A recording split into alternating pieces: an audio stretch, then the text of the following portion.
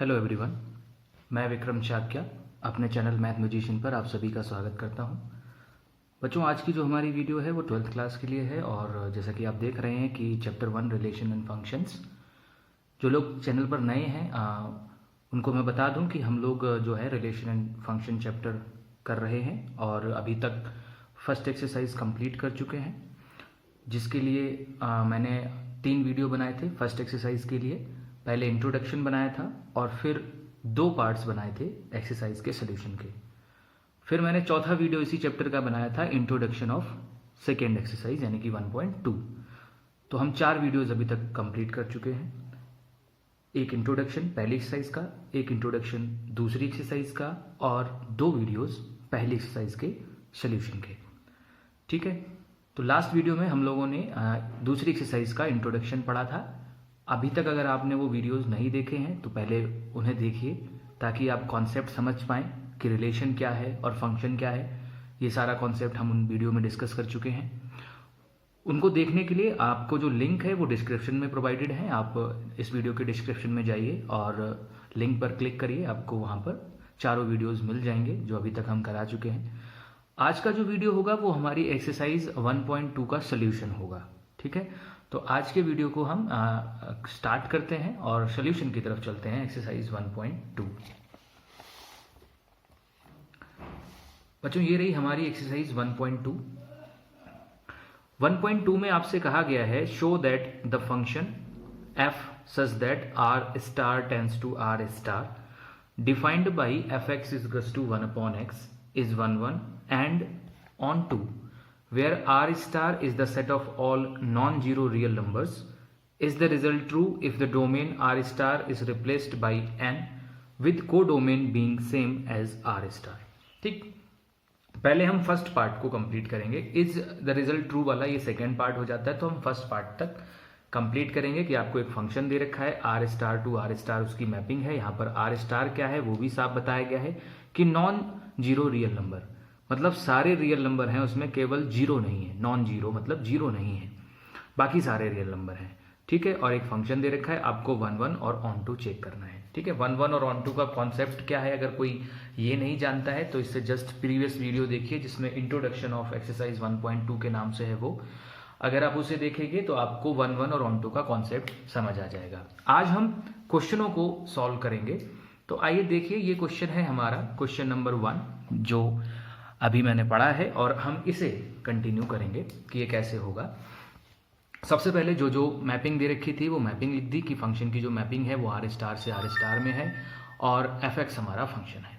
ठीक है, देखें कैसे करेंगे और ध्यान से देखना, क्योंकि इस एक्सरसाइज में सारे के सारे क्वेश्चन जो हैं वो 1 और ऑन टू पर ही हैं और 1 और ऑन टू को प्रूव करने का कॉन्सेप्ट एक ही रहता है। अगर आपने 2-3 क्वेश्चन सही से देख लिए तो आपको पूरी एक्सरसाइज में फिर कहीं कोई प्रॉब्लम नहीं आएगी। हालांकि मैं सारे क्वेश्चंस कराऊंगा ही, फिर भी आप कोशिश करिएगा कि ज़्यादा आपको ना देखना पड़े, आप 2-3 क्वेश्चन के साथ ही कॉन्सेप्ट समझ जाएं।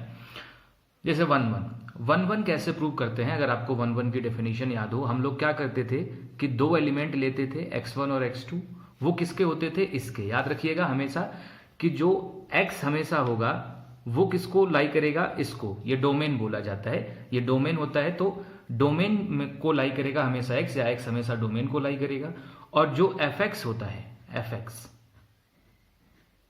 fx या हम इसको y भी बोलते हैं, दोनों एक ही चीजें होती हैं, चाहे तो आप fx कह दीजिए या y कह दीजिए, ये हमेशा सेकंड वाले को लाई करेगा जो कि बोला जाता है कोडोमेन। ठीक, तो x जो है वो हमेशा किसको लाई करेगा? डोमेन को, क्योंकि ये डोमेन होता है। तो मैं यहां लिख भी देता हूं डोमेन, और ये हमेशा जो लाई करेगा ये किसको करेगा? कोडोमेन को।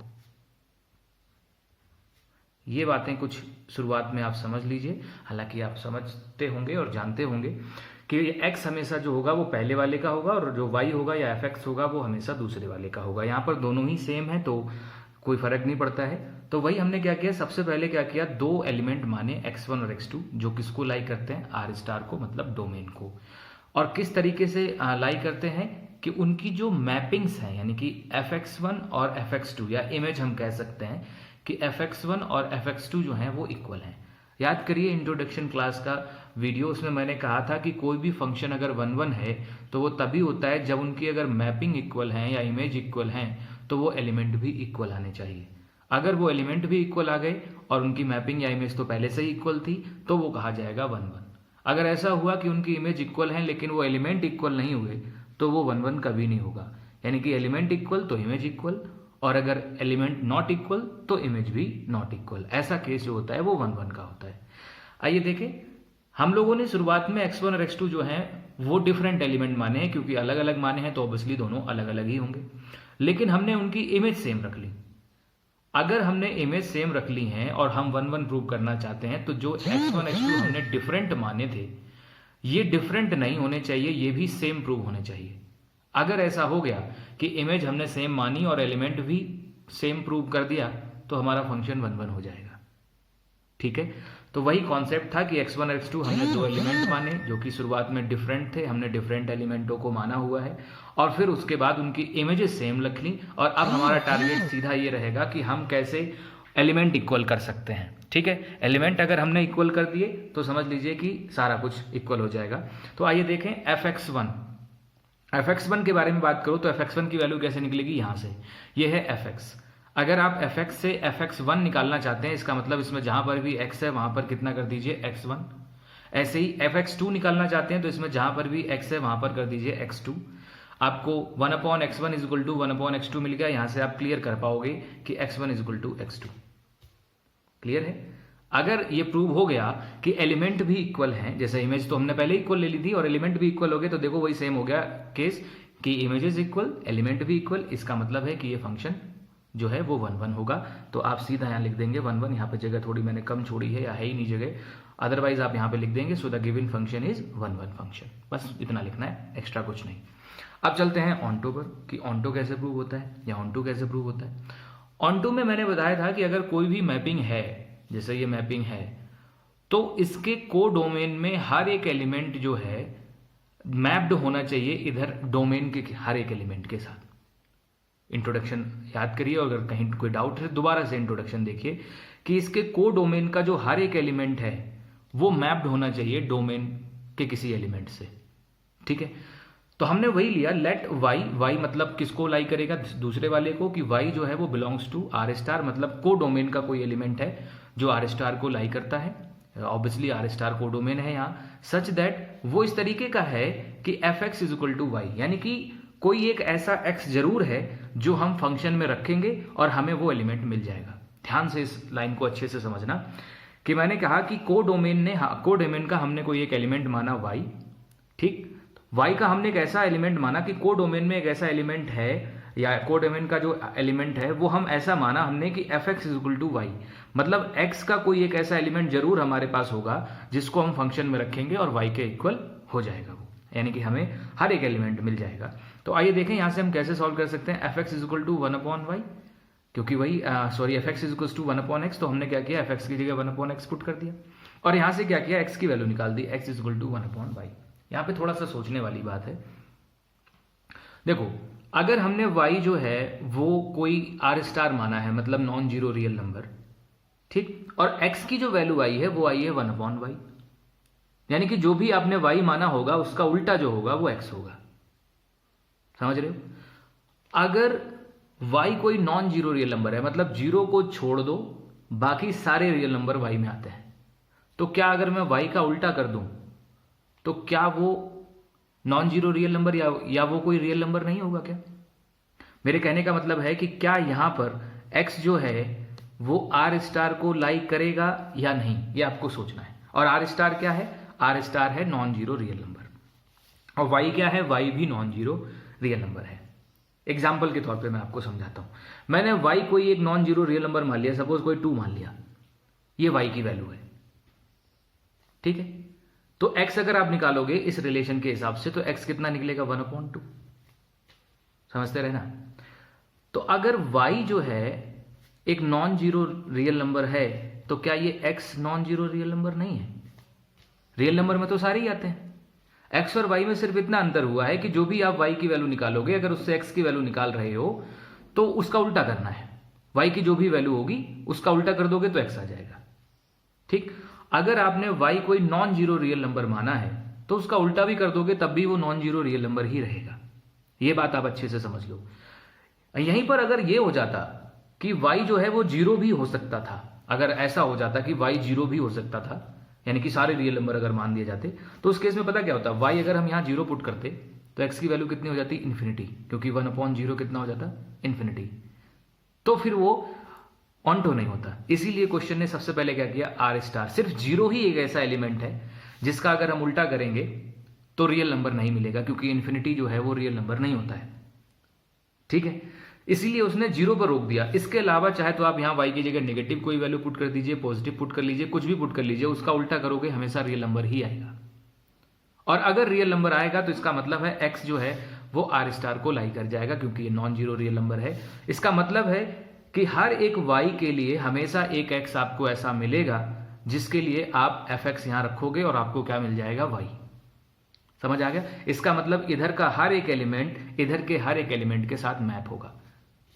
ये होता है ऑन्टो का कॉन्सेप्ट। कॉन्सेप्ट वही है, बस करना बड़े सेंसिटिव तरीके से है, या बहुत सोच के करना है कि मैंने सबसे पहले क्या किया, एक एलिमेंट माना जो कि आर स्टार को लाई करता है। अब मुझे बस ये देखना था कि क्या इसके रिस्पेक्ट में हमें एक्स मिल जाएगा।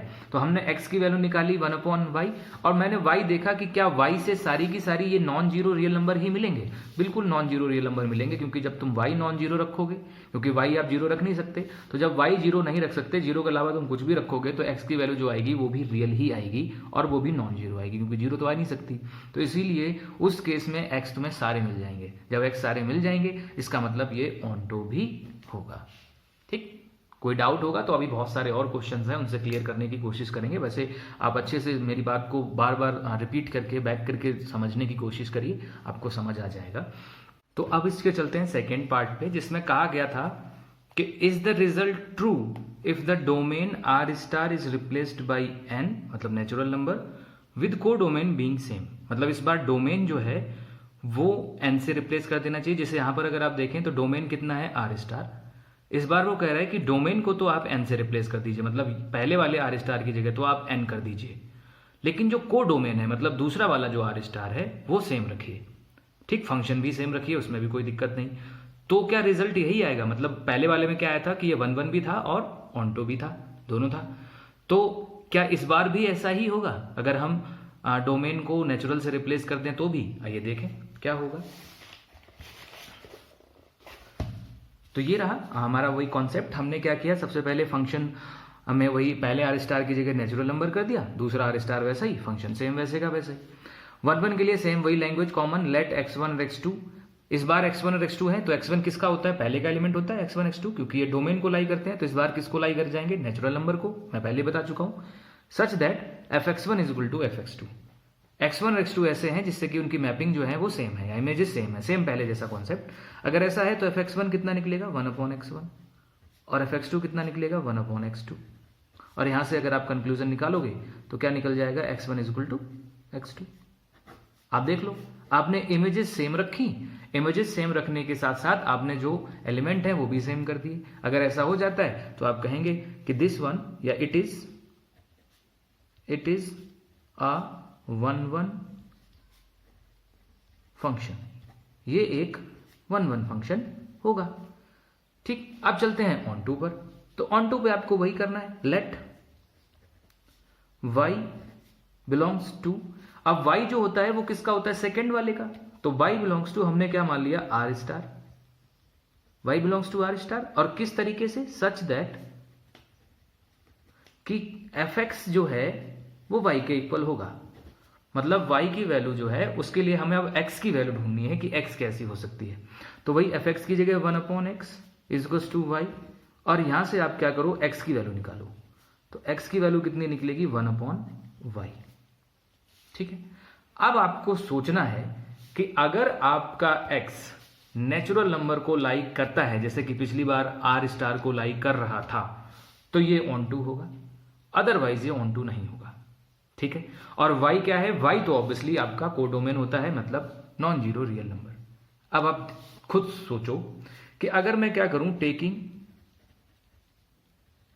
y इज इक्वल्स टू 2 ले सकता हूं, बिल्कुल ले सकता हूं, क्योंकि y जो है वो नॉन जीरो रियल नंबर है, तो मैंने 2 ले लिया। अब अगर मैं y2 ले लूं, देन x कितना आएगा, इस रिलेशन से आएगा x 1/2, क्योंकि उसका उल्टा। अब क्या x 1/2 है अगर, तो क्या x की वैल्यू नेचुरल नंबर को लाई कर रही है? 1/2 is not a natural number. इसका मतलब है यहां पर जो x है वो does not belongs to natural number करेगा। एक एग्जाम्पल हमने मन में सोच लिया, बहुत है। अगर आप चाहो तो तुम यहां दे भी सकते हो, इस इतना करने के बाद ऐसे दे सकते हो कि taking y is equal to 2 then x is equal to 1/2। So x जो है for every x does not belongs to natural number, जो है हर x जो है वो नेचुरल नंबर को बिलोंग, यहाँ पे लिख सकते हैं for every x does not belongs to natural number, कि x जो है वो नेचुरल नंबर को लाई नहीं करेगा। क्यों? आप अच्छे से समझ ही रहे हो, क्यों y इज इक्वल टू 2 नहीं मिल सकता हमें, और अगर y इज इक्वल टू 2 नहीं मिल सकता है तो यहां पर को डोमेन में ये 2 नहीं आएगा। और अगर एक भी एलिमेंट छूट जाता है, जैसा कि इंट्रोडक्शन याद करिए, अगर एक भी एलिमेंट छूट गया तो आप समझ लीजिए कि वो फिर ऑनटो फंक्शन नहीं है। ठीक, तो इसका मतलब है कि this is not a onto function, तो ये ऑनटो फंक्शन नहीं है। इसका मतलब जब हमने को डोमेन सेम रखा और डोमेन को चेंज किया तो उसमें जो रिजल्ट आया है वो पहले जैसा नहीं है, मतलब वो उससे अलग है। ठीक, तो इस ये 1/1 तो है लेकिन ऑनटो नहीं है, जबकि पहले वाला 1/1 और ऑनटो दोनों था। क्लियर हो गया? आई होप एग्जाम्पल भी आपको समझ आ गया होगा कि किस केस में हम ऑनटो कहते हैं। जब हमें x की सारी वैल्यूज अपने डोमेन में मिल जाती हैं तो हम ऑनटो कहते हैं। यहाँ पर हमें x की सारी वैल्यूज अपने डोमेन में नहीं मिल पाई क्योंकि 1/2 ही नहीं मिला। बहुत सी ऐसी वैल्यूज हैं जो नहीं मिलेंगी, लेकिन एग्जाम्पल आप किसी एक का ही दे सकते हो। एग्जाम्पल ना भी दो, इतना लिखने के बाद यहाँ लिख दो कि does not belongs to natural number, तो भी वो अंडरस्टूड ही होता है। ठीक है, तो ये रहा हमारा पहला क्वेश्चन। अब चलते हैं हम अपने दूसरे पार्ट की तरफ। दूसरा, इसमें कहा गया check the injectivity and surjectivity of the following function. Introduction में मैंने आपको बताया था इंजेक्टिविटी या इंजेक्टिव का मतलब होता है 1/1 फंक्शन, और सर्जेक्टिविटी मतलब सर्जेक्टिव का मतलब होता है ऑनटो फंक्शन। तो इनडायरेक्टली आपको 1/1 और ऑनटो ही करना है। 5 पार्ट दे रखे हैं, 5 पार्टों में आपको 1/1 और ऑनटो चेक करना है। आइए फर्स्ट पार्ट को टैकल करते हैं कि फर्स्ट पार्ट जो है वो कैसे किया जाएगा। ये रहा हमारा सेकेंड का फर्स्ट पार्ट। अगर आप देखेंगे तो वही मैपिंग थी फंक्शन की, नेचुरल टू नेचुरल। एक फंक्शन था fx is equal to x square, और आपको वही 1/1 और ऑनटो चेक करना है, मतलब इंजेक्टिविटी और सब्जेक्टिविटी चेक करनी है। 1/1 की बात करें तो सेम वही प्रोसेस देखना। मैं तीसरा टाइप करा रहा हूं या तीसरा क्वेश्चन करा रहा हूं, आप देख लेना कहीं पे कोई चेंजेस नहीं। लेट x1 और x2 belongs to natural number, पहले को लाई करते हैं तो नेचुरल है पहला। Such that fx1 is equal to fx2, ये तो कॉमन ही रहेगा। अब हमें क्या करना है, x1 is equal to x2 दिखाना है, क्योंकि हम इमेज सेम कर चुके हैं, एलिमेंट सेम करना है। आइए देखें कर सकते हैं या नहीं।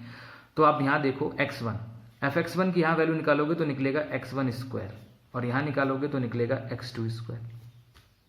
ठीक, और अगर आप यहां से सॉल्व करना चाहते हो तो x1 की वैल्यू आएगी प्लस माइनस ऑफ x2। पता होगा बहुत अच्छे से कि जब भी हम स्क्वायर रूट लेते हैं तो प्लस माइनस का सिंबल आता है। ठीक, अब यहां तक तो चलो प्लस तक तो ठीक है, लेकिन जब माइनस आप लोगे तो केस क्या बनेगा, x1 is equal to minus of x2, यही बनेगा। माइनस का सिंबल जब लिया जाएगा तो उस केस में क्या होगा, उस केस में ये होगा कि x1 does not is equal to x2। समझ आया? हाँ, ये अलग बात है कि जब आप प्लस लोगे तो ऑब्वियसली सी बात है कि वो x1 is equal to x2 आ जाएगा, लेकिन जब माइनस लोगे तो क्या आएगा, x1 does not is equal to x2। अब कुछ स्टूडेंटों के माइंड में आ जाता है कि इसका मतलब है कि ये ऑनटू 1/1 नहीं है, जबकि अब यहां मैपिंग देखो, x belongs to natural number था, x1 और x2 दोनों ही किसको लाई कर रहे थे, नेचुरल नंबर को। ध्यान से देखना, अगर x1 और x2 नेचुरल नंबर को लाई कर रहे थे तो क्या कोई नेचुरल नंबर कभी नेगेटिव हो सकता है? कभी नहीं। तो जो आपने प्लस माइनस का सिंबल लिया है, यहां पर आपको माइनस का सिंबल लेने की जरूरत ही नहीं है। क्यों जरूरत नहीं है? क्योंकि नेचुरल नंबर कभी नेगेटिव नहीं होता है, और आपने कहा है कि x1 x2 जो होते हैं वो नेचुरल नंबर होते हैं, या x1 x2 अगर नेचुरल नंबर हैं तो इसका मतलब है कि आपको यहां प्लस माइनस लेने की जरूरत ही नहीं है। सीधा क्या करिए, प्लस का सिंबल लीजिए या एक ही सिंबल रखिए। माइनस आप इसलिए नहीं लेंगे क्योंकि नेचुरल नंबर कभी नेगेटिव नहीं होते हैं, और आपकी मैपिंग जो है वो नेचुरल टू नेचुरल ही है। ठीक है, तो उस केस में क्या होगा, आपका x1 और x2 हमेशा क्या रहेगा, इक्वल। क्योंकि नॉन इक्वल का केस कौन सा होता है वो मैंने यहां पर इसलिए जानबूझ के समझा दिया है कि कहीं आप गलती ना करें।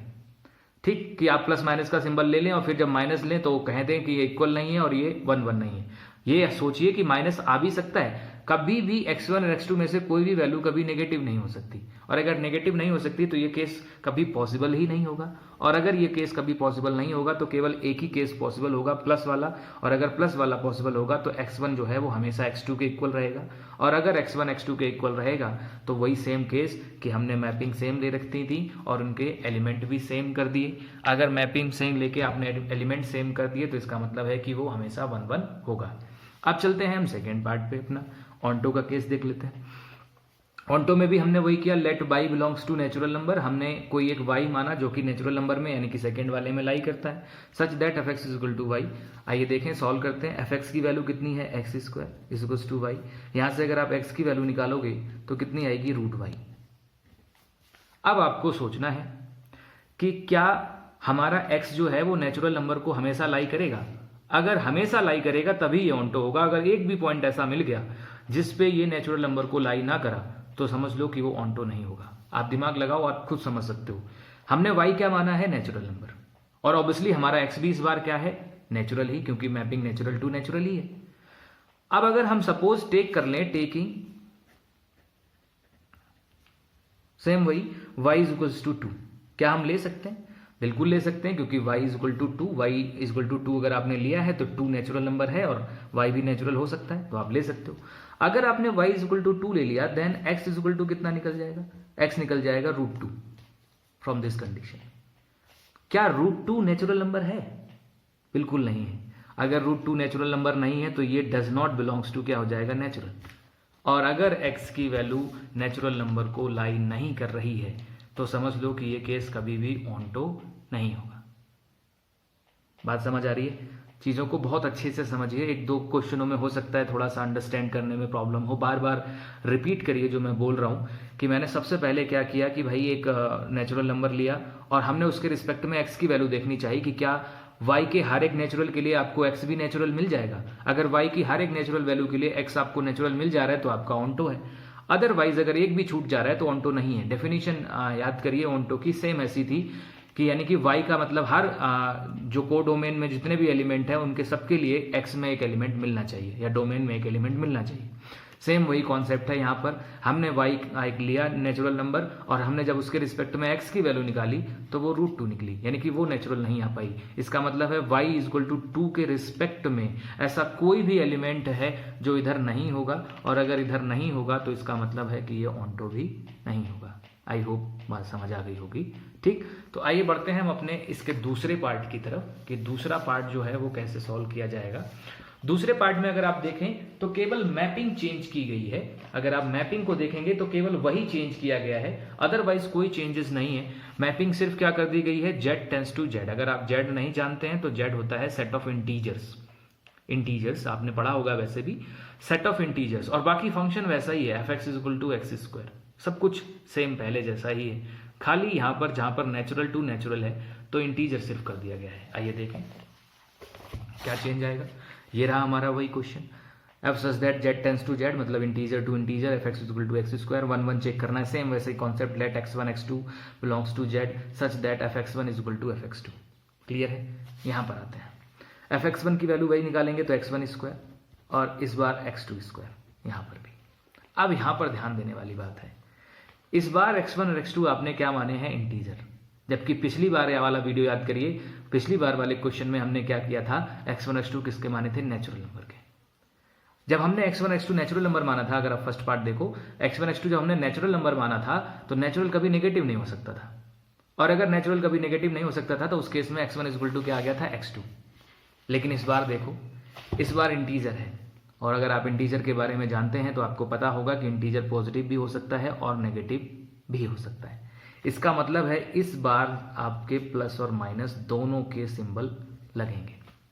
पिछली बार हमारा माइनस का सिंबल नहीं लगा था क्योंकि नेचुरल में हम श्योर थे कि माइनस तो कभी आएगा ही नहीं, लेकिन इस बार इंटीजर है तो इंटीजर में तो माइनस भी आता है, और जैसे ही माइनस आएगा तो ये वो केस बन जाएगा जिसमें क्या होगा, x1 is equal to minus x2, जो मैंने आपको पिछली बार रफली ऐसे ही समझा दिया था, जहां पर केस निकल गया था x1 does not is equal to x2। और अगर x1 does not is equal to x2 हो गया तो उस केस में ये 1 1 नहीं होगा। समझ आया? अब कुछ लोग कमेंट कर सकते हैं कि आपने माइनस वाला ही सिंबल क्यों लिया, प्लस वाला भी तो है, प्लस वाले में तो x1 is equal to x2 आ रहा है। सॉरी यहाँ पे x2 है, x1 is equal to x2r है। तो मैं बार बार बोल चुका हूं कि कोई चीज अगर सही करनी है तो आपको हर एक पॉइंट पे सही करनी होगी। अगर वो कुछ पॉइंटों पे सही है और कुछ पॉइंटों पे नहीं है तो वो सही नहीं मानी जाएगी, वो गलत ही मानी जाएगी। कुछ क्या, अगर वो सारी प्रॉपर्टीज फॉलो कर जाती है और अगर एक पॉइंट पे जाके गलत हो जाती है तो भी वो गलत ही मानी जाएगी। ठीक, तो मैं मानता हूं कि जब आप प्लस का सिंबल लोगे तो x1 इक्वल टू x2 हो जाएगा, लेकिन माइनस के सिंबल में वो गलत हो रहा है। सही करने के लिए आपको हर एक पॉइंट पे वो सही मिलनी चाहिए। अगर वो एक भी पॉइंट पे गलत मिल गई तो वो गलत ही बोली जाएगी। तो ये माइनस में गलत मिल गई है, इसीलिए हम कहेंगे कि ये 1 1 नहीं है। देख रहे हो, सब कुछ वही है, फंक्शन भी वही है, सब कुछ वही है, सिर्फ इस मैपिंग की वजह से कितना चेंज हो गया। जब ये मैपिंग नेचुरल टू नेचुरल थी तो ये 1 1 था, और जब ये इंटीजर टू इंटीजर आ गई तब ये 1 1 नहीं है। तो कभी भी मैपिंग को हल्के में मत लेना। Mapping is a most important thing, कि मैपिंग ही बताती है कि आप कौन सा सिंबल ले सकते हो और कौन सा सिंबल नहीं ले सकते हो। इसीलिए कभी मैपिंग को लाइटली मत ले लेना। जितनी इंपॉर्टेंस इस फंक्शन की है उससे कहीं ज्यादा इंपॉर्टेंट इस मैपिंग की है। मैपिंग अगर आप चेंज होती है तो आपका रिजल्ट जो है वो भी चेंज होगा, ये बात श्योर मान के चलिए। हम लोग क्या करते हैं, बस क्वेश्चन रट लेते हैं कि f(x) equal to x square आएगा तो 1 1 होगा या नहीं होगा, जो भी आपने केस रटा है वो मैपिंग चेंज कर देता है, फंक्शन वही रखता है। अब हम वो पहले वाला ही रट के जाते हैं, जबकि मैपिंग की वजह से सारे रिजल्ट चेंज हो जाते हैं। ठीक है, आइए देखते हैं दूसरा ऑन्टो वाला। ऑन्टो में हमने वही किया, let y is equal to z, हमने y को ही z को मान लिया और such that f(x) is equal to y, सब कुछ कॉमन है। f(x) की वैल्यू क्या है, x square is equal to y। यहां से x की वैल्यू निकालोगे कितनी निकलेगी, √y। ठीक है, अब आपको सोचना है कि क्या ये x z को लाई करेगा, मतलब हर एक केस में x की वैल्यू इंटीजर ही आनी चाहिए, और y क्या है, y भी एक इंटीजर है। हर एक केस में अगर x की वैल्यू इंटीजर आई तो ये ऑन्टो होगा, अदरवाइज ये ऑन्टो नहीं होगा। ठीक है, आओ देखें। सबसे पहले आपका दिमाग गलत करने पे जाना चाहिए कि क्या कोई ऐसा पॉइंट है जिसपे हम इसे गलत कर सकते हैं, क्योंकि गलत करने के लिए आपको सिर्फ एक पॉइंट ढूंढना है। मैं सोचता हूं, मैंने फिर क्या किया, कॉमन में हर बार एक ही एग्जाम्पल ले रहा हूं, taking y is equal to 2। क्या मैं ले सकता हूं, सबसे पहले ये देख लो, y इज इक्वल टू 2 ले सकते हो, बिल्कुल ले सकते हो, क्योंकि y क्या है, z को लाई कर रहा है और 2 भी एक इंटीजर है। जब हम y इज इक्वल टू 2 लेंगे then x is equal to कितना निकलेगा, x इज इक्वल टू निकलेगा √2। अब आपको ये सोचना है कि √2 अगर इंटीजर है तो ये 1 1 हो जाएगा, और अदरवाइज ये 1 1 नहीं होगा, सॉरी ऑन्टो नहीं होगा, क्योंकि हम ऑन्टो का पार्ट कर रहे हैं। अब आप सोचिए कि √2 जो है वो इंटीजर होता है नहीं। इंटीजर के बारे में बता दूं, जितने भी डेसिमल नंबर्स होते हैं वो इंटीजर में नहीं आते हैं। इंटीजर में केवल क्या आता है, 1 2 3 4, पॉजिटिव में भी और नेगेटिव में भी। 0 भी इंटीजर ही होता है, लेकिन डेसिमल अगर कहीं निकल गया 1.3 1.5 या कुछ भी तो वो इंटीजर नहीं होगा। अब तुम √2 की वैल्यू अच्छे से जानते हो, √2 की वैल्यू होती है 1.414, इस तरीके से आगे बढ़ती रहती है, यानी कि ये डेसिमल में है कंफर्म। और अगर ये डेसिमल में है तो ये x does not belongs to integer. ये x जो है वो इंटीजर को लाई नहीं करेगा, और अगर लाई नहीं करेगा तो ये ऑन्टो भी नहीं होगा। इसका मतलब है कि इस बार ना तो 1 1 है और ना ही ऑन्टो है। पिछली बार 1 1 था, ऑन्टो नहीं था, लेकिन इस बार दोनों ही नहीं है, just because of mapping. Mapping की वजह से सारा कुछ चेंज हो गया।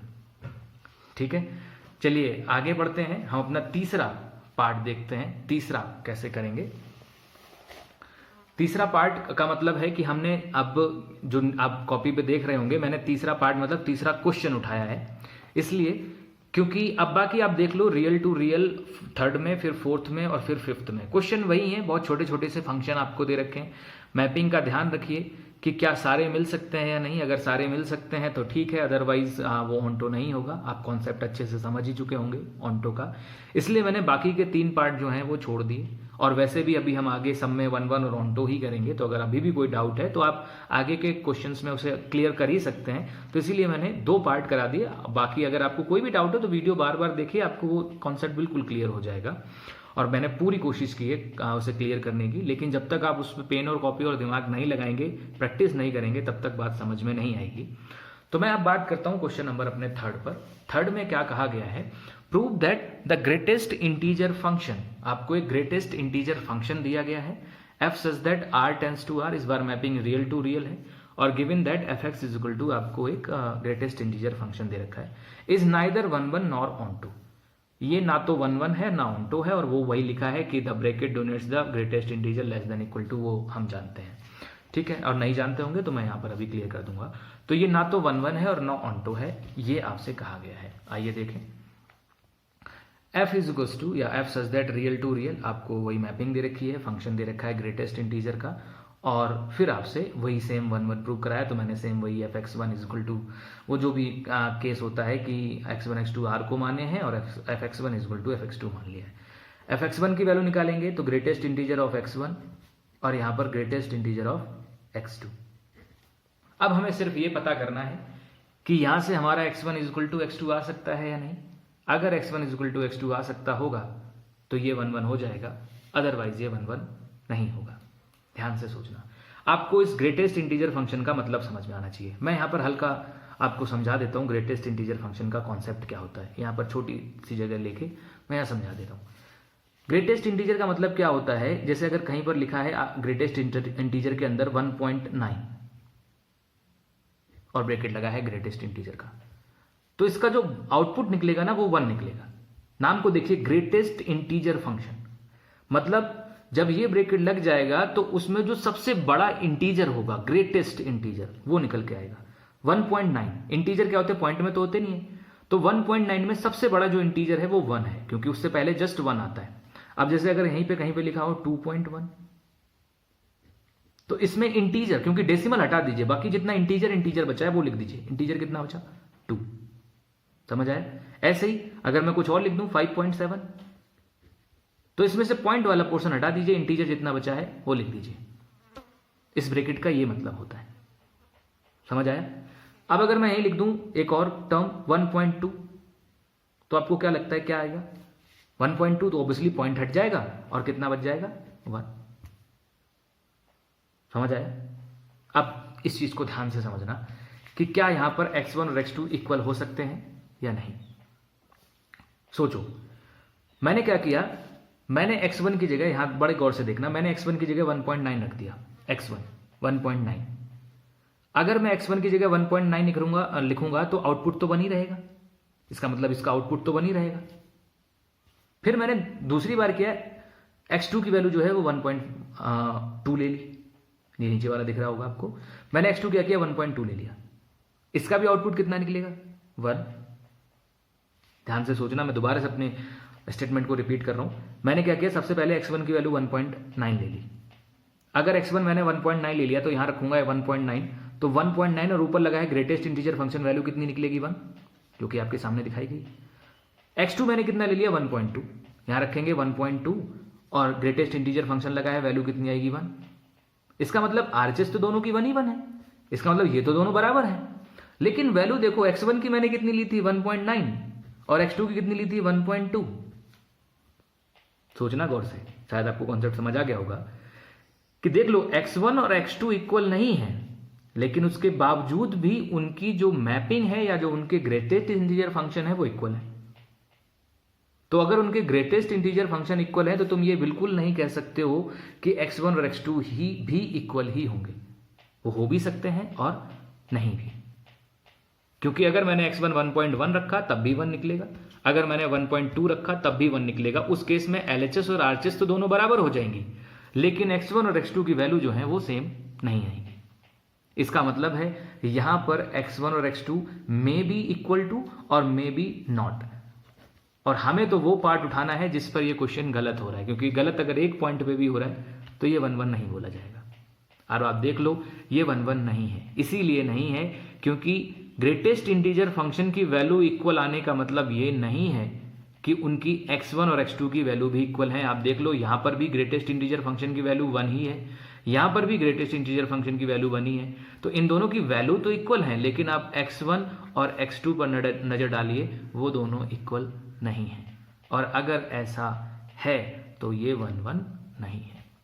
ठीक, आई होप कॉन्सेप्ट बिल्कुल क्लियर होना चाहिए, कहीं पर कोई डाउट नहीं रहना चाहिए। अब बात करते हैं हम ऑन्टो पर। ऑन्टो देखना कितना आसान है। ऑन्टो कब होगा, जब इस को डोमेन में सारे एलिमेंट मैप्ड हों, इसका मतलब हमें सारे रियल नंबर मिलने चाहिए। अगर एक भी रियल नंबर छूट गया, क्योंकि कोडोमेन में इस बार सारे रियल नंबर हैं, तो इस साइड सारे रियल नंबर रहेंगे। सारे रियल नंबर जो हैं वो इधर वाले रियल नंबर से मैप्ड होने चाहिए। अगर एक भी नहीं मिला तो नहीं होगा। अब आप ध्यान से सोचो, ये ग्रेटेस्ट इंटीजर फंक्शन है एफ एक्स। तो f x is equal to, अगर हम सपोज इसे वाई मान लें, तो आप ध्यान से सोचो वाई की वैल्यू हमेशा इंटीजर निकलेगी। जैसे ये एग्जांपल देखो, जब हम ग्रेटेस्ट इंटीजर फंक्शन से वैल्यू निकाल रहे हैं तो हमेशा कैसी निकल रही है? इंटीजर, क्योंकि ये ब्रैकेट का काम ही है कि हमेशा आउटपुट जो है वो इंटीजर ही देगा। इसका मतलब है f x is equal to y अगर आप मान रहे हो तो वाई जो है वो ऑलवेज किसको बिलोंग करेगा? इंटीजर को, इस फंक्शन की डेफिनेशन के अकॉर्डिंग। जबकि आपका जो वाई है वो सारे रियल नंबर को कवर करना चाहिए, और आपका वाई केवल किसको कवर कर रहा है? इंटीजर्स को। इंटीजर्स का मतलब जो डेसिमल में नहीं है उनको कवर कर रहा है। डेसिमल नंबर्स को ये वाई कवर ही नहीं कर रहा, क्योंकि ये ग्रेटेस्ट इंटीजर फंक्शन कभी भी डेसिमल नंबर आउटपुट में देगा ही नहीं, क्योंकि वो डेसिमल अगर आप एक्स की जगह रखोगे भी तब भी वो आउटपुट में जो देगा वो इंटीजर ही देगा। इसका मतलब है वाई हमेशा इंटीजर तक तो मिल सकता है लेकिन रियल नहीं मिल सकता है, क्योंकि रियल में वो भी आते हैं जो पॉइंट में होते हैं। इसका मतलब है सारे रियल नंबर यहां मिल पाना मुश्किल है। यहां पर केवल और केवल इंटीजर्स मिल सकते हैं। अगर मैं कहूं कि क्या y की वैल्यू 1.2 तुम कभी ला सकते हो? कभी नहीं ला सकते। क्यों? क्योंकि अगर तुमने x 1.2 रखा भी तो 1.2 जब तुम x रखोगे तो आंसर में तो 1 आएगा, क्योंकि 1.2 तुमने रखा तो आंसर में तो 1 आएगा। इसका मतलब y की वैल्यू 1 आ पाएगी, 1.2 कभी नहीं आ पाएगी। और ये बिल्कुल क्लियर कह देता है कि ये फंक्शन ऑन्टो जो है वो नहीं है। ठीक है, कॉन्सेप्ट लगाइए, दिमाग सोचिए कि हम किस पॉइंट पे इसे गलत कर सकते हैं। जितनी जल्दी आप ये बात सोच लेंगे आपका क्वेश्चन उतनी जल्दी अटेम्प्ट हो जाएगा। मैं चलता हूं नेक्स्ट क्वेश्चन की तरफ, क्वेश्चन नंबर 4। कहीं पे कोई भी डाउट हो तुरंत क्लियर करिएगा, बार बार वीडियो को देखिए कि कैसे हम इसे अटेम्प्ट कर सकते हैं और कैसे अटेम्प्ट किया जाएगा। तो अब बात करता हूं मैं अपने नेक्स्ट क्वेश्चन पर, क्वेश्चन नंबर 4 पर, कि क्वेश्चन नंबर 4 जो है वो कैसे किया जाएगा। क्वेश्चन नंबर 4 में आपसे कहा गया है show that the modulus function, आपको एक मॉडुलस फंक्शन जो है वो दिया गया है और मैपिंग जो है वो रियल टू रियल है, और आपसे कहा गया है कि आपको शो करना है कि वो नाइदर 1 1 और नॉर ऑन टू, ना तो वो 1 1 है और ना ऑन टू है। मॉडुलस फंक्शन तो आप समझते ही होंगे, f x is equal to mod x. बहुत सिंपल फंक्शन है कि f x is equal to mod x जो है वो मॉडुलस फंक्शन है। शायद आपको विजिबल नहीं था, मैं दोबारा से आपको विजिबल करा देता हूं कि show that the modulus function real to real given by f x is equal to mod x is neither 1 1 nor onto, ना तो ये 1 1 है ना ये ऑन टू है। ठीक है, बाकी जो है वो तो हम समझते ही हैं। मॉड का मतलब क्या होता है कि अगर हम नेगेटिव वैल्यू डालेंगे तो भी आउटपुट में कितना आएगा? पॉजिटिव। वो सब कुछ यहाँ पर समझाया गया है। और देखें क्वेश्चन को हम कितनी जल्दी अटेम्प्ट कर सकते हैं। ये चीज अगर मैं ये सारा मेथड आपको छोड़ूं और बहुत शॉर्ट ट्रिक में आपको समझाने की कोशिश करूं तो तुम बहुत जल्दी समझ सकते हो। जैसे 1 1 है, 1 1 में क्या होता है कि अगर आपकी मैपिंग सेम है तो एलिमेंट भी सेम होना चाहिए। अब तुम यहाँ थोड़ा सा ध्यान दो, मैं ऐसे रैंडम समझा रहा हूँ क्योंकि इतने क्वेश्चन समझ चुके हैं तो अब कॉन्सेप्ट पे हमें थोड़ा जोर देना होगा। मैंने क्या किया, x की जगह कहा कि आपसे -1 डाल दो। क्या डाल सकते हो -1? बिल्कुल डाल सकते हैं, क्योंकि x जो होगा वो क्या होगा? रियल नंबर, और -1 भी एक रियल नंबर होता है। और एक बार मैंने क्या किया कि x की वैल्यू ले लो +1। ध्यान से देखना, मैंने एक बार कहा कि x की वैल्यू -1 ले लो और एक बार क्या कहा, x की वैल्यू +1 ले लो। अब आप ध्यान से देखो, जब x की वैल्यू -1 लोगे तो fx कितना आएगा? fx क्या है? fx है आपका मॉड ऑफ x, यानी कि मॉड ऑफ -1, और -1 का मॉड कितना आएगा? +1। और जब तुमने x इक्वल टू +1 लिया है तब fx कितना आएगा? तब भी कितना आएगा? +1, क्योंकि मॉड प्लस का लो तो भी प्लस ही रहता है, माइनस का लोगे तो भी प्लस ही रहता है। समझ आया? इस केस में क्या हुआ कि दोनों fx बराबर हैं, मतलब मैपिंग दोनों बराबर हैं 1 और 1 के इक्वल। लेकिन क्या एलिमेंट दोनों बराबर हैं? बिल्कुल नहीं, क्योंकि x इक्वल टू -1 था और एक था x इक्वल टू +1। समझो अच्छे से, यानी कि x इक्वल टू -1 लिया तब भी इमेज उतनी ही है जितनी कि +1 पे है। इसका मतलब इमेज तो इक्वल है लेकिन उनके एलिमेंट इक्वल नहीं है। और अगर इमेज इक्वल है और उनके एलिमेंट इक्वल नहीं है तो समझ लीजिए कि ये फंक्शन कभी भी 1 1 नहीं हो सकता है। कॉन्सेप्ट समझ आया? आप चाहो तो इसे प्रैक्टिकल भी समझ सकते हो, जैसे fx1 है तो आप इसमें रख दो तो ये कितना हो जाएगा? मॉड ऑफ fx1 और ऐसे ही मॉड ऑफ 2। क्लियर है? फिर जब आप मॉड हटाते हो तब भी आपने पढ़ा होगा, मॉड का भी केस यही होता है कि जब आप मॉड हटाते हो तो बाहर प्लस माइनस का सिंबल लगता है, पढ़ा होगा।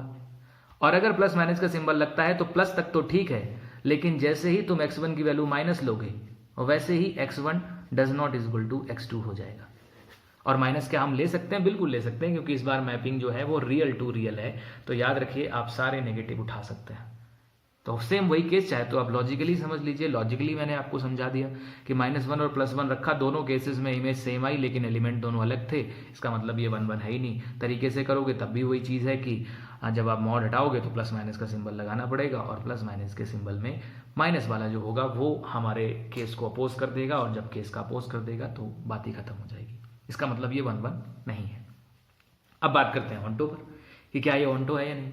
अगर आपने थोड़ा भी कॉन्सेप्ट समझा होगा तो आप ऑन्टो के बारे में तुरंत बता पाओगे। जैसे ऑन्टो कब होगा? जब हमें सारे रियल नंबर मिलने चाहिए एज अ वाई की मतलब सारी वैल्यू जो है वाई किसको बिलोंग करना चाहिए? हमारा वाई बिलोंग करना चाहिए हमारा सारे रियल नंबर को, क्योंकि वाई इसी को लाई करता है, यानी कि हमें सारे रियल नंबर मिलने चाहिए। ठीक, तो f x is equal to y, अगर हम इसको वाई रखें तो क्या यहां से तुम्हें सारे रियल नंबर मिल जाएंगे? ध्यान से देखो, इस बार एफ एक्स जो है वो मॉडुलस फंक्शन है। अगर मॉडुलस फंक्शन है तो एफ एक्स की वैल्यू हमेशा पॉजिटिव रहेगी, कभी नेगेटिव नहीं हो सकती, क्योंकि मॉडुलस लगा हुआ है। मॉडुलस लगा हुआ है तो एफ एक्स का जो आउटपुट होगा वो हमेशा पॉजिटिव होगा, क्योंकि एक्स अगर तुमने नेगेटिव रखा भी तब भी वो पॉजिटिव ही निकालेगा। इसका मतलब है कि वाई जो है वो हमेशा पॉजिटिव वैल्यू तुम्हें देगा, कभी नेगेटिव वैल्यू नहीं देगा। और अगर नेगेटिव वैल्यू नहीं देगा तो वाई की वैल्यू जो है वो रियल नंबर को लाई नहीं कर सकती है, जबकि करनी चाहिए थी अगर ये ऑन्टो होना चाहिए था तो। जबकि यहां पर y की वैल्यू रियल नंबर को लाई नहीं करेगी। अगर रियल नंबर को लाई नहीं करेगी तो ये ऑन्टो भी नहीं होगा। तो आप देखो, शुरुआत के मैंने तो तीन चार क्वेश्चन जो है वो प्रॉपर लैंग्वेज में कराए हैं, और अब तुम देखो थोड़ा सा हैप्चुअल हो जाओगे तो तुम्हें तुरंत अंदाजा लग जाएगा। अगर तुमसे ओरली पूछा जाए कि हाँ बताओ कि ये 1 1 है या नहीं, तो थोड़ा दिमाग लगाओ, तुरंत तुम्हें पता चल जाएगा कि 1 1 है या नहीं। ऐसे ही ऑन्टो में भी तुरंत पता लग जाएगा कि ऑन्टो है या नहीं। सीधा सा कॉन्सेप्ट होता है, इधर का पूरा सेट जो है वो मिलना चाहिए। अगर एक भी एलिमेंट छूट जाएगा तो ये ऑन्टो नहीं होगा। और 1 1 का सीधा सा कॉन्सेप्ट है कि अगर मैपिंग इक्वल है तो फिर उनके एलिमेंट भी इक्वल होने चाहिए।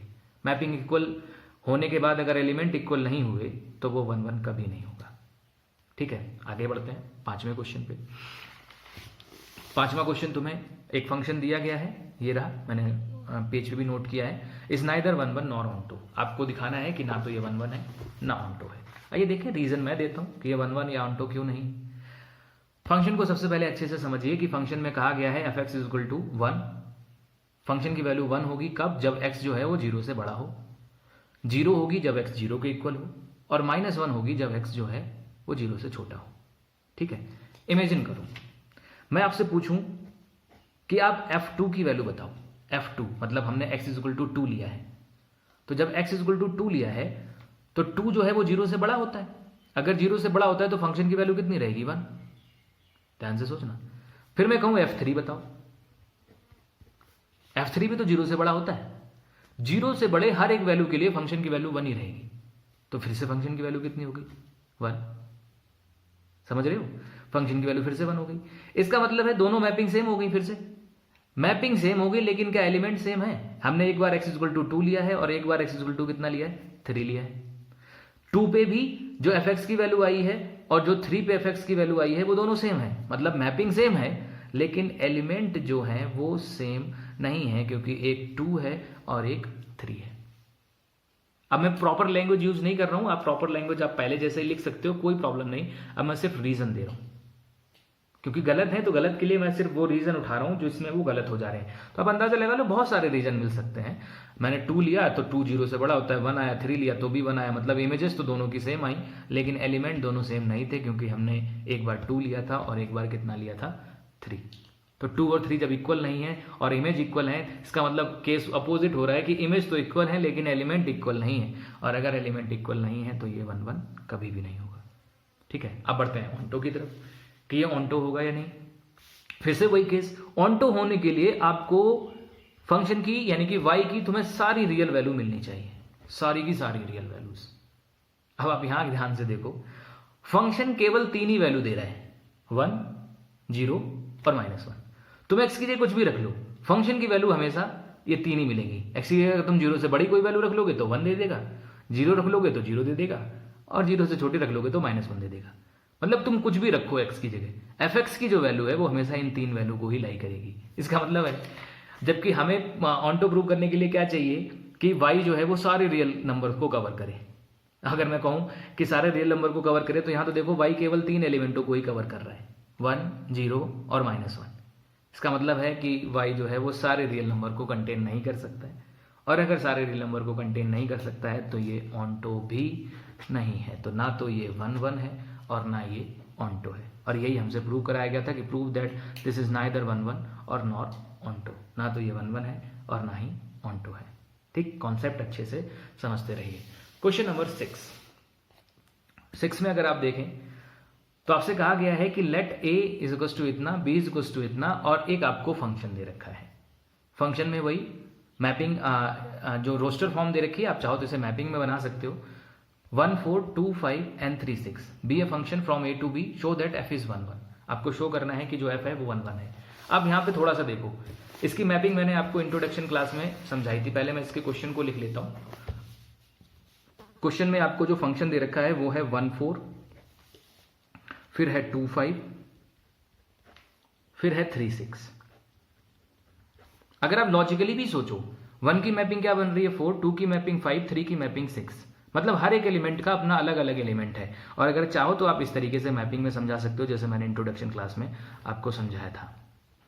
a टू b है, मैपिंग जो है वो किससे है, let a is equal to इतना, b इज इक्वल टू इतना, और जो मैपिंग है वो फ्रॉम a टू b, मतलब a पहले रखना है तो 1 2 3 आपको पहले रखना है, और 4 5 6 7 ये आपको दूसरे में रखना है। तो a पहले, तो 1 2 3, और b में रखना है तुम्हें 4 5 6 7, ये b हो गया, बन गया। मैपिंग कैसे बनानी है, 1 को किससे मैप करना है 4 से, तो मैंने 1 को किसके साथ मैप कर दिया 4 के साथ। 2 को किसके करना है 5 के साथ, तो 2 को मैंने 5 के साथ मैप कर दिया। 3 को किससे करना है 3 को 6 के साथ करना है, कर दिया। अब आपसे पूछा है कि क्या ये 1 1 है या नहीं। आप फिर से इंट्रोडक्शन क्लास पे जाओ, यहां पर देखो हर एक एलिमेंट की अपनी अलग अलग इमेज है। यहाँ 1 है, 1 की इमेज कितनी है 4, 2 की इमेज 5, 3 की इमेज 6। ठीक, हर एक एलिमेंट की अपनी अलग अलग एलिमेंट है, इमेज है, सॉरी। इमेज यहाँ पर चेंज हो रही है तो एलिमेंट भी चेंज हो रहा है। इमेज 4 से 5 हुई तो एलिमेंट भी 1 से 2 हुआ, इमेज 5 से 6 हुई तो एलिमेंट भी 2 से 3 हुआ। मतलब इमेज डिफरेंट है तो एलिमेंट भी डिफरेंट है। अगर ऐसा है तो ये इसका मतलब है कि ये 1 1 तो है, कंफर्म है, इसमें कोई डाउट नहीं। समझ आ गया। अब बात, अगर यहां पे पूछा नहीं गया, लेकिन अगर मैं तुमसे पूछूं कि बताओ कि ये क्या ऑनटो है या नहीं, सोच के दिमाग लगा के बताना कि ये ऑनटो है या नहीं, ये तुम्हारे लिए काम है।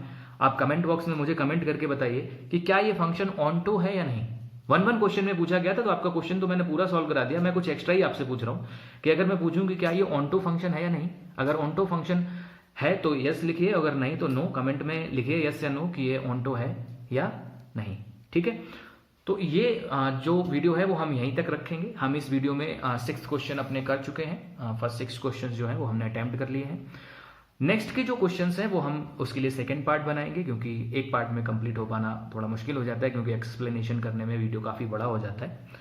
तो सेकंड पार्ट जो है वो हम नेक्स्ट वीडियो में करेंगे। नेक्स्ट वीडियो में हम इसके बाकी क्वेश्चंस करेंगे। आज के लिए हम यहीं रखते हैं, फर्स्ट टू 6 क्वेश्चन तक। तो वीडियो अगर आप लोगों को अच्छी लगी हो तो इसे लाइक एंड शेयर करिए, और अगर चैनल पर नए हैं तो इसे सब्सक्राइब करिए एंड वेट करिए हम जब तक हम अपना सेकेंड पार्ट बनाते हैं। ठीक है, till then take care yourself.